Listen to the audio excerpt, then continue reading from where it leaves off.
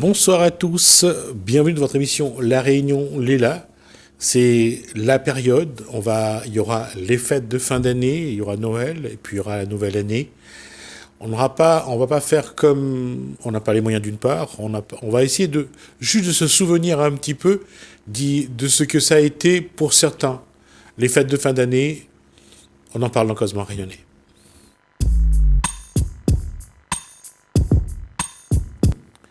Bonsoir, Jackie Ramin.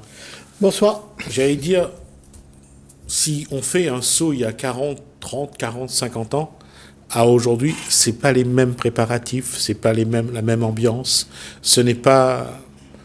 On vit pas les fêtes de fin d'année de la même façon.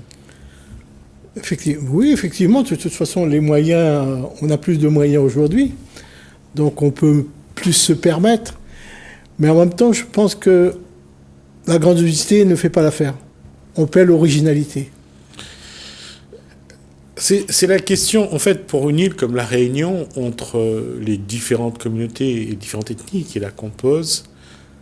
D'abord, il y a l'approche des fêtes de fin d'année, des fêtes qui étaient au départ des fêtes saturnales, normalement, si on tient compte du calendrier, qui sont devenues des fêtes chrétiennes. Tout à fait, oui. L'approche, même si la communauté, la plupart des communautés, quelles qu'elles soient, hormis les musulmans, et puis ceux qui sont orthodoxes un petit peu dans la religion chrétienne, tout le monde fêtait plus ou moins ces fêtes de fin d'année. Tout à fait, parce que en fait, à La Réunion, l'avantage, c'est qu'on vit en harmonie. Donc cette harmonie fait que tous les peuples participent plus ou moins aux fêtes. Et c'était un paradoxe de voir les Malbars qui préparent... Bon, si on revient un petit peu dans l'histoire, la marche sur le feu, les fêtes indiennes, c'était surtout en fin d'année, c'est-à-dire en fin de campagne sucrière. Tout à fait. Et c'est là qu'on commençait à préparer les différentes cérémonies, la marche sur le feu. Et en même temps, on vivait les fêtes chrétiennes, parce que dans les contrats entre les engagés indiens et ceux qui les faisaient venir, ils avaient droit à leur culte, mais ils devaient en même temps participer à la religion chrétienne. Oui, tout à fait, c'est un paradoxe, parce qu'en même temps, la chrétienté permettait un certain enseignement, une certaine philosophie de la vie, le catéchisme, la préparation de Noël, la naissance de... Tout ça faisait qu'il y avait une alchimie. Oui, mais comment le petit garçon qui était Jackie Ramin à l'époque, comment il vivait sa foi chrétienne et sa foi indienne? Parce que c'était ça, de vivre les deux en même temps. Et d'être en carême, d'aller à l'église. Oui, tout à fait. On était en carême, on tenait le carême pour aussi bien participer à la Noël, à la naissance de Jésus, mais en même temps, on avait aussi, au bout d'une semaine après, la marche sur le feu, dans notre cas, nous, de la famille. Mais il y avait aussi l'occasion, en fin d'année, ceux qui n'étaient pas concernés directement par la marche sur le feu, mais comme on a toujours eu l'habitude en Inde, c'est de remercier Dieu pour l'année passée. Donc on avait aussi ce jour de fin d'année qu'on faisait en sorte qu'il y avait le sacrifice. Mais en même temps, la Noël faisait partie aussi de ce rituel, de ce mode de vie. Donc on le préparait comme... On partait à l'église déjà. On partait à l'église. À 99%, les Malbars allaient à l'église. Oui. Et en plus, pour le soir du 24, il y avait cette messe le soir et les routes n'étaient pas éclairées comme c'est aujourd'hui. Les routes n'étaient pas en aussi bonne qualité. Il y avait beaucoup de sentiers, beaucoup de trous dans les sentiers. Et pour ceux qui partaient à la messe le soir, c'était vraiment de... Et puis, c'est vrai qu'à l'époque, on va quand même dire, sans être critique, il y avait, dans la société réunionnaise à l'époque, s'il y avait des hommes en qui il y avait un vrai respect, c'était bien sûr le prêtre de la paroisse, le maire, le garde champêtre. Ça, c'est les gens On n'essayait pas de raconter d'histoire. Donc on écoutait. Et on y allait à la messe. Et parfois, ce qui était embêtant, c'est pas d'aller à la messe, c'est d'entendre certains dire que certains malbars faisaient des choses pas bien. Oui, ça on l'entendait souvent, mais je veux dire, on faisait abstraction à ça. On vivait l'instant présent, on vivait la Noël, pauvrement, avec très très peu de moyens, avec une branche de filao. Oui, ça c'était l'arbre de Noël. C'était le filao avec 2 ballons dessus. Un vert et un orange généralement. Voilà, tout à fait. On ne pouvait pas mettre des sandales sous le sapin parce qu'on n'avait même pas une paire de savates. Exact. Donc on se contentait de très peu, mais on était heureux. Alors juste pour faire un petit clin d'œil à l'histoire, le choca. Quand on disait on n'avait pas de savates, on avait des choses qu'on utilisait, on disait le choca pour pouvoir se déplacer, non pas sur les galets pointus.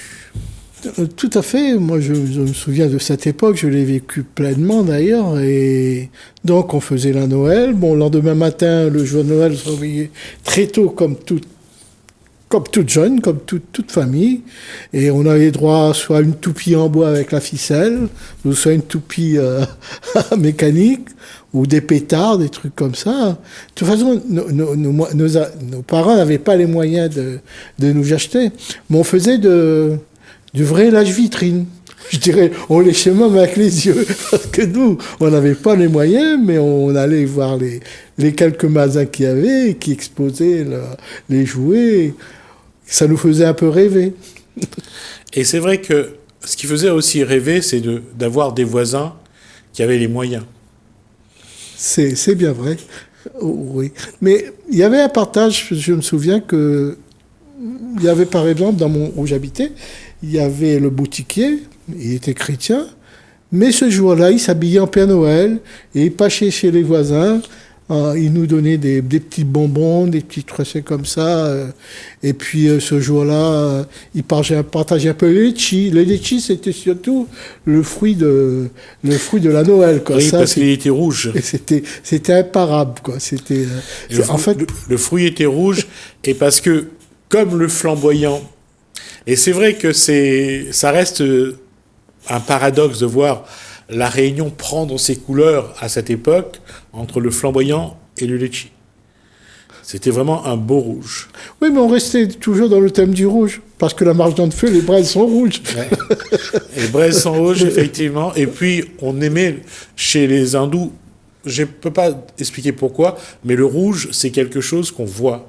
Bon, c'est vrai qu'il y a Kali. Il y a la déesse Kali, qui est un avatar de Shiva.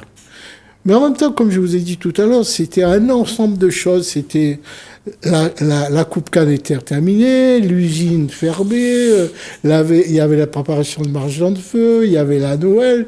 Donc, c'est la pression, c'est le moment de vivre un peu finalement. Voilà. Et là, les pères de famille, c'est là qu'ils faisaient un petit peu leur maloya, chacun chez eux, devant la boutique, ils s'amusaient. Et puis pour les enfants, il y avait surtout les fruits, les ananas, les litchis. Ça, c'était la période, vraiment la période où on pouvait se faire plaisir. Les litchis, on ne les achetait pas, on se le partageait entre voisins, généralement. Tout à fait. Ouais. En plus, les grands propriétaires, en général, j'en ai connu, des propriétaires, là où mes ancêtres ont travaillé, en fin d'année, ils partageaient. Ils partageaient des petits cadeaux. Moi, ma famille était distillateur. On avait droit à des bouteilles de sirop, de rhum, sans abuser, bien sûr, des liqueurs. Mais même à l'usine, il y avait un sens du partage. Les anciens usiniers, quand même, pour la Noël, ils faisaient que la population, comme on était tous autour d'une usine, plus ou moins, ou d'un grand propriétaire terrier. Oui, on construisait les habitations autour de l'usine. Ça, c'est quelque chose. Ouais. Voilà. Ou alors, on la construisait autour de des champs de canne du patron, parce que tout le monde travaillait dans la propriété agricole. Et c'est pour ça que, dans notre histoire, on a bien vu... Regardez autour des usines, vous verrez toutes les maisons, les calbanons au départ qu'on avait construits.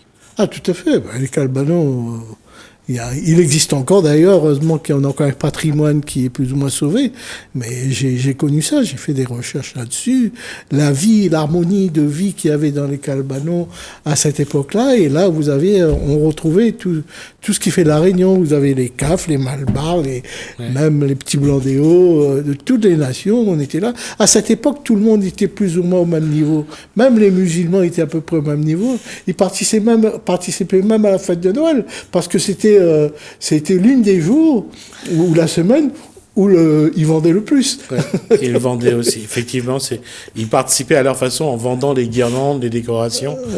Et puis il y a une chose aussi qu'on doit rendre, c'est un hommage que je rends souvent aux boutiques chinois ou aux boutiques, hein, il n'y avait pas que les gens, il y avait aussi des gens, que ce soit des créoles blancs, que ce soit des Malbars. Eux aussi, de temps en temps, ils avaient une petite boutique dans les quartiers. Mais je disais que ces lieux-là étaient des liens, créaient le lien social. Parce que c'est là, autour de ces boutiques-là, qu'on se retrouvait, qu'on échangeait. Et puis, à un moment donné, des gens venaient vendre leur production, leurs quelques légumes, leurs quelques litchis, autour de ces boutiques-là, parce que les gens venaient là. Ah, tout à fait. Il y avait une économie autonome autour de ça. Ce qui fait, chacun vendait ce qu'il a veut, plus ou moins. Et puis, non, il y avait un goût de vivre autour de tout ça. Bon, c'était la misère, hein. On le mesurait pleinement, la misère, par rapport à ceux qui s'étaient employés ou ceux qui étaient un peu plus riches. Mais même si la misère était forte, mais on le ressentait pas. On n'en pleurait pas, si vous voulez. Non, parce que si on avait la débrouillardise de l'époque, c'est d'avoir un panier, de faire quelques paquets de bread et d'aller faire le tour du village pour 1 franc de l'époque. 1 franc de l'époque, on va essayer d'être... c'est peut-être 10 centimes. 10 à 20 centimes d'aujourd'hui. On vendait 10 à 20 centimes d'euros, on vendait le paquet de bread, on vendait quelques maniocs, quelques patates. Et pour ceux qui avaient de l'argent, ils achetaient un 2 chevaux. Oui, tout à fait. Oui. Les parents, ils faisaient tout pour qu'on vit pleinement ces moments-là, avec très très peu de moyens, à leur âme d'ailleurs. Et voilà, il n'y a pas de problème. Par exemple, pour nous, les Malbars, c'était une période de carême plus ou moins. Alors, petite anecdote qui fait rire un peu, sauf quand il y avait un mort dans la famille. Oui. Le deuil implique chez les Réunionnais descendants des engagés indiens, le deuil implique qu'on ne fait pas de cérémonie pendant un laps de temps. Généralement, c'est 1 an, voire 1 an et demi. Ouais. On ne fait pas de cérémonie. Donc, on a le droit de vivre normalement, entre guillemets. Voilà. Là, on pouvait manger la petite poule pour Noël, manger le pâté poulet. C'est un paradoxe, parce qu'il y avait un mort. Parce qu'on était en deuil. On était en deuil. C'était bon. Non, ce qui est drôle, souvent, je me dis que si jamais il y avait quelqu'un de proche de la famille qui mourait chaque année, il n'y avait plus de cérémonie. Aussi, effectivement, oui. Donc après, tout de suite après la Noël, on entamait la marche de feu, le carême sur la marche de feu. Et voilà, quoi. Ce qui fait que, en général, on fêtait le jour de l'an à Noël. Soit c'était en famille avec les cousins, les cousines, on jouait avec, soit c'était avec les copains du quartier, parce qu'il y avait toujours un endroit où on se retrouvait, une espèce de place où il y avait presque plus d'herbe, on jouait au ballon. Ah, tout à fait, oui. C'était la seule occupation, amusement qu'on pouvait avoir. Avec des fois, un ballon, c'était ça peut être un chiffon qu'on a bourré de paille et on s'en servait de ça. Ou alors, c'est un ballon qui est crevé, qu'on a rafistolé tellement de fois que il n'y avait même plus de forme d'ailleurs. Oui, tout à fait, oui. On arrivait, on s'en sortait, on s'amusait quand même, on vivait pleinement l'instant présent. Tous les soirs, par exemple, il fallait aller à la chapelle. Donc, vous avez tout l'après-midi qui était pris pour se préparer, s'habiller, partir au temple, etc. Et puis, à cette époque, chez les Malbars, il y avait tous les soirs... une histoire où le prêtre il racontait un petit peu l'historique de la marche de feu, etc., etc. Et c'est encore une fois, comme je disais, qu'on improvisait. Et quand je dis on improvisait, c'était vraiment de l'improvisation. C'est-à-dire que les parents ne savaient pas ce qu'ils allaient faire. Et on prenait ce qu'il y avait sous la main. On faisait des décorations. On trouvait un vieux papier journal. Parce qu'avant, les murs de la maison, enfin, les tôles de la maison, c'était des catalogues ou des vieux journaux. Tout à fait. Voilà. Donc on emballait quelque chose. Et c'est vrai, c'est dans le papier de catalogue qu'on emballait un tout petit truc pour l'enfant. Et l'enfant était content parce que voilà, c'était quelque chose qu'il recevait pas... qu'il ne recevait pas souvent, malheureusement. Ouais. Non, mais on y va. En même temps, il y avait le sacrifice pour la marche dans le feu, pour cette période-là. En même temps, il y avait la naissance de Jésus qui symbolisait aussi sa naissance et toute la compassion qu'il va avoir pour son peuple 30 ans après, de 12 ans à 30 ans, qui va faire sa préparation. Il y a tout ça. Et moi, ça ne m'a jamais aidé. Ça n'a jamais été un conflit intérieur. C'est-à-dire que d'un côté, il y a la religion, les traditions indiennes et la religion indienne. De l'autre, il y a cette religion chrétienne qui arrive aussi. Ça n'a jamais été un conflit. Non. Moi, personnellement, je peux vous montrer quelque chose. Je porte en moi, souvent quand je sors, un Christ. Ah oui, il est costaud en plus. Et un jour, j'étais à marché forêt, et la petite dame qui me vendait j'ai dit bidole, je prends le Christ. Il me dit, mais non, mais pourquoi tu... Je dis, non, ça me plaît, moi. Il me dit, pourquoi? Je dis, mais par la compassion qu'il a eue pour son peuple. Et elle me dit, je vous fais cadeau. J'ai dit, je vous promets, de temps en temps, je vais le porter. Et un jour, un curé me dit, mais pourquoi tu portes un Christ? J'ai dit, mais tout simplement, pour la compassion qu'il a eue pour son peuple, comme Halloween, quand il se sacrifie pour le peuple, pour que la guerre se termine. Donc il y a de la compassion qui se rejoint. D'accord, on parle d'Al-Luna. Ah, non, le fils d'Arjuna. Voilà. Gardien de feu. Voilà, donc c'est Halloween. C'est Halloween. D'accord.